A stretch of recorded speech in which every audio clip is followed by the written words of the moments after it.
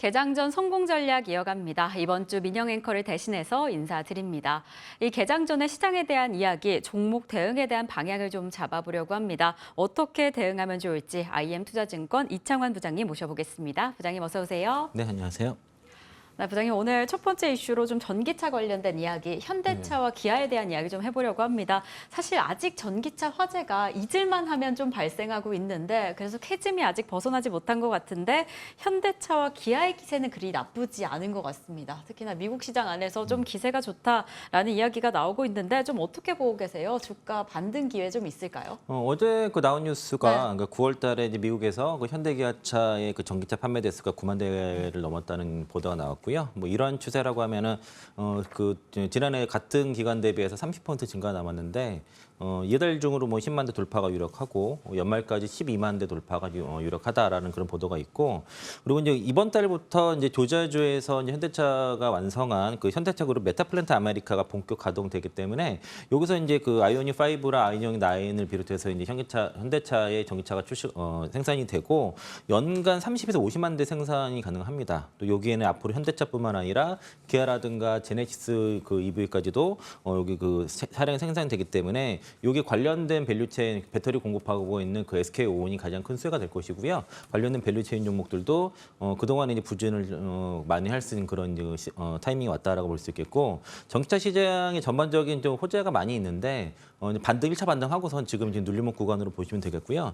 독일에서 그 전기차 보조금 재도입을 그 논의를 이제 공식화를 했습니다. 이게 이제 보조금이 도입이 된다면은 독일 시장이 살아날 것이고, 그 테슬라가 이제 그 LG 에너지솔루션의 그 4680 배터리 주문했다는 보도로 인해서 이제 2차 전지의 그 반등의 트리거가 나타나는 상황이라서 10일 양산이기 때문에 4680 그 원통기 배터리에 대한 모멘텀은 아직 끝나지 않았고, 금양이 어저께 469 배터리에 대한 그 자료를 좀 배포를 해서 영문 자료를 배포를 했는데 테슬라 4680과 비교를 했을 때 금양의 469 배터리의 성능이 월등히 좋은 걸로 나타났습니다. 그래서 이거 좀 참고해 보시고요. 그 SK온도 각종 배터리를 생산해서 이제 그 중국 지리 자동차 공급이 예상이 되고, GM도 그 LG 에너지 솔루션과 삼성 SD와의 그 조인트 벤처 그 파트너십을 통해서 그러니까 그 캐즘에도 불구하고 뭐 하이브리드라든가 그 플러그인 하이브리드 이런 쪽으로 가는 게 아니라 전기차 생태가 강화에 대한 의지를 천명했다고 볼 수 있겠고요. 또 9월 달에 그 주요 그 유럽 국가들의 전기차 판매량이 급증을 했습니다. 또 이제 금리 인하가 좀 다소 좀 주춤한 건 있지만은 금리 인하와 이제 오토로운 금리 인하 사이클을 맞물려서 내년부터는 테슬라를 비롯해서 많은 완성차 기업들이 전기차를 대거 신차를 출시하는 사이클이 같이 시작되기 때문에 본 게임은 내년부터라 볼 수 있겠고요. 또 LG 솔루션도 5년 내 이제 2028년도까지 매출 2배 목표로 이제 그 이상의 성장을 발표를 했고, 3분기 실적에서 알 수 있듯이 앞으로는 보조금 없이도 흑자전이 가능한 걸로 보여지고요. 또 이제 에코프로 그룹 주주들이 기다리던 그 11월 8일에 드디어 이제 에코 프렌들리 데이가 개최가 됩니다. 여기서 에코프로 그룹의 미래 성장 전략이 설명이 나오니까 아마 이동채 그 전 회장 지금 상임 고문으로 지금 다시 돌아오셨는데 이제 그 회사에 대한 미래 비전을 얘기를 하기 때문에 에코프로 그룹 쪽 갖고 계신 분들은 좀 이때까지 잘 기다려 보시면 좋을 것 같고요. 또 세계 2위 강상 기업이 그 리오틴토가 아카디움 리튬을 인수를 했습니다. 이제 약 9조 원 정도의 인수를 했는데 이 역시가 이제 그 메리츠증권에서는 글로벌 리튬 업체들의 멀티플의 확대 요인을 보기 때문에 뭐 포스코홀딩스를 좀 수혜주로 보고 있고, 또 제가 이제 전에 말씀드렸던 탑10 종목 중에서는 지난주 최근에 이제 그 중앙청정 소재가 이제 10,000원에서 15,000원대까지 급등을 했는데 여기서는 그 여전히 덕산테크피아 탑픽으로 계속 유지를 하겠고요. 중앙청정 소재랑 엔캠 관련 내용인데 엔캠이 그 공모 시비를 드디어 발행했습니다. 이건 제가 전에 한 말씀드린 것처럼 공모 시비를 발행하게 되면은 흥행을 시키기 위해서 IR을 진행하게 될 것인데 아마 대규모 기관 대상 IR을 진행할 것으로 예상이 되고, 여기에 엔캠과 중앙청정 소재에 대한 IR이 본격적으로 진행돼서 오히려 호재다 이런 관점에서 말씀드리도록 하겠습니다. 네, 이 LG 에너지솔루션 4680 배터리 대량 양산 소식을 좀 기다려받고 있는데 우리 부장님께서 엔캠과 중앙첨단 소재 계속해서 이야기해 주신 만큼 2차 전지에 대한 흐름과 함께 어떻게 움직이게 될지, 상승세 얼마나 이어가게 될지 조금 더 주목해 보시면 좋을 것 같습니다. 자, 그럼 저희는 계속 이어서 유리기판 관련된 이야기 좀 나눠보겠습니다. 아무래도 AI 관련된 그 힘이 좀 확인이 되자 최근에 좀 꿈틀꿈틀하더라고요. 그리고 아무래도 부장님께서 최근 지난해부터 계속해서 SKC에 대해서 좀 주목을 해주셨잖아요. 한 7만 원대부터 저희 방송 중에 언급을 해주셨는데 지금 벌써 상승세가 상당합니다. 그래서 이러한 상승세 이제 계속 어떻게 지켜보면 좋을까 좀 궁금한데 어떻게 보고 계세요, 네, 부장님? 그 저점과 눌림 먹을 때만 제가 말씀드리는 네, 종목 네. SKC인데요. 그 유리기판주가 결국에는 그 지금 SKC랑 그 중간재를 생산하는 JNTC 이렇게 지금 탑픽 종목이라고 볼 수 있겠고 장비주로 피롭틱스 같이 급등하는데 물론 이제 같은 그 수혜는 받겠지만은 장비 쪽은 이제 그 실적은 한계가 있으니까 트레이딩 정도로 접근하시면 될 것 같고요. 유리기판주 어저께 움직였던 거는 결국 SKC 때문인 것 같습니다. 지난 이제 10월 6일부터 9일까지 자회사 앱솔루스의 그 미국 조지아 유리기판 생산라인 투어랑 그 테크 세미나를 진행했는데 이게 대부분 애널리스트들을 참석을 했고 이번 이 투어를 통해서 그 SK 앱솔루스가 이제 유리기판 쪽에서는 탑티어임이 확실하게 확인할 수 있었던 것이고요. 메리츠증권 노후 애널리스트가 그 SKC의 그 유리기판 사업 가치를 기존에 6조 2천억에서 11조 7천억으로 판단했습니다. 이게 좀 굉장히 그 되게 높은 게 뭐냐면 전고점 20만 원이 거기가 시가총액 8조입니다.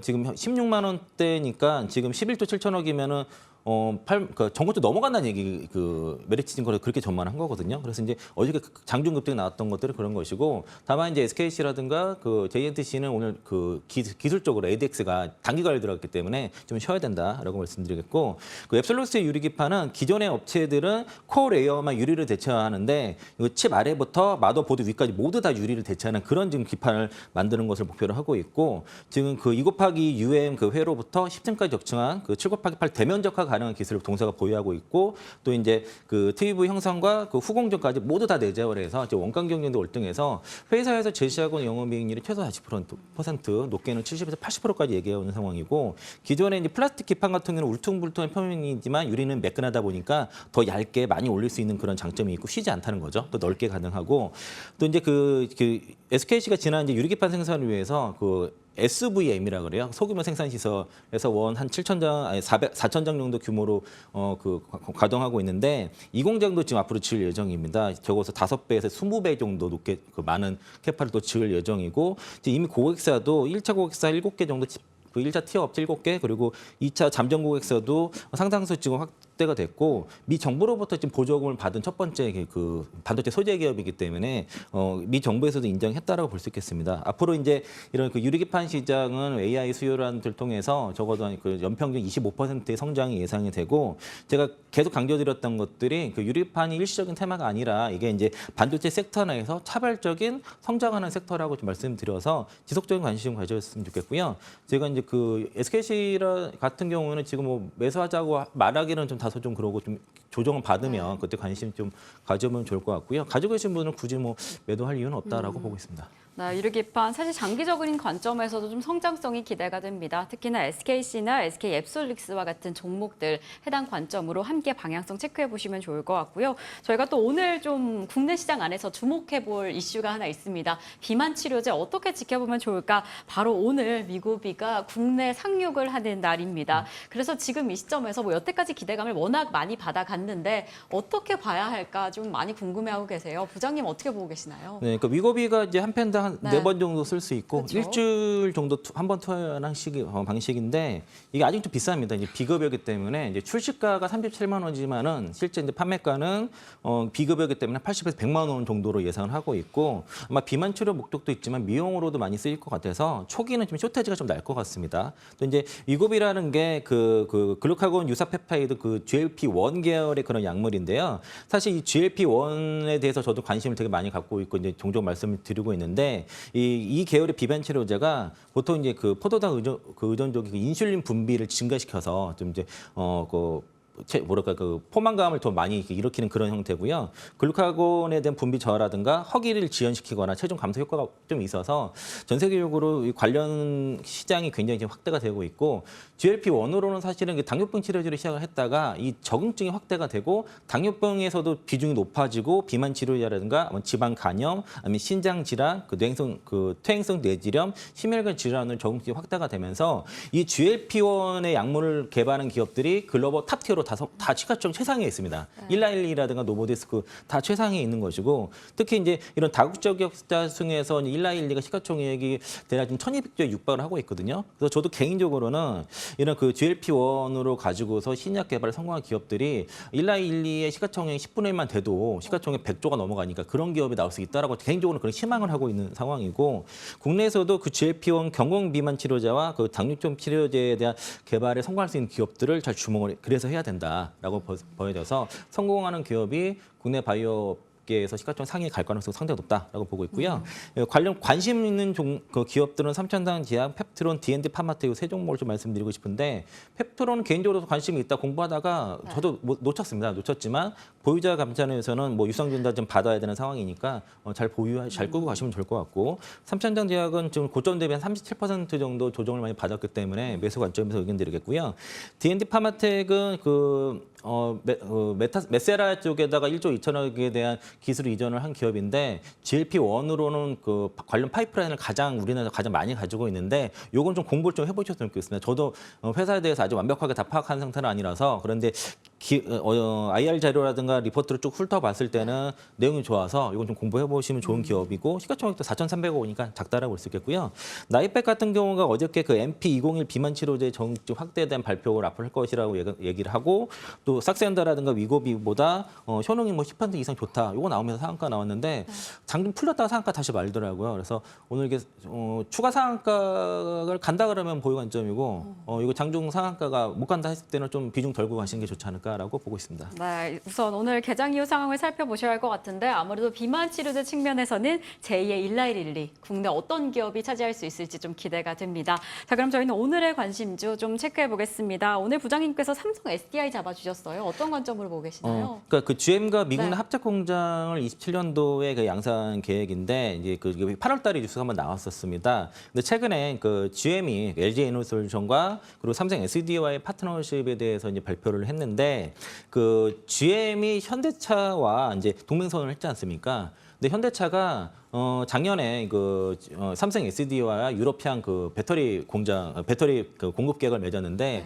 이런 관계라고 하면 향후에 북미향으로도 현대차와 삼성 SDI 간에 배터리 공급 가능성이 있지 않을까 이런 생각이 좀 들고 업계에서도 약간 그런 얘기가 좀 나오고 있는 것 같습니다. 또 이제 3분기 실적은 다만 이제 시장 컨센서스 하회 전망이고요. 그 3분기를 저점으로 해서 4분기부터 본격 반등이 나올 것 같고 내년부터는 이제 그 스텔란티스와의 그 조인트 벤처를 본격 가동이 되면서 올해 연말부터 이제 초기 가동이 되고 내년에는 그 유안타증권에서 그 AMPC가 최소 6천억 이상 될 것이라고 얘기를 해서 아마 내년도에 북미 쪽을 비롯한 실적이 점프업을 할 것 같아서 지금 이런 종 주가라고 하면은 PBR 기준으로도 역대 최저 구간이니까 한번 가져가 보시고 그리고 46 시리즈로도 향후 이제 EV 쪽 아직 계약은 나오진 않았지만은 그 계약이 가능할 것으로 봐서 확실히 이제 성장성이 높은 쪽에 미국 시장의 비중이 앞으로 높아지는 거를 봤을 때는 좀 현대 그 삼성 SDI에도 기대해 볼 만하다라고 말씀드리겠고요.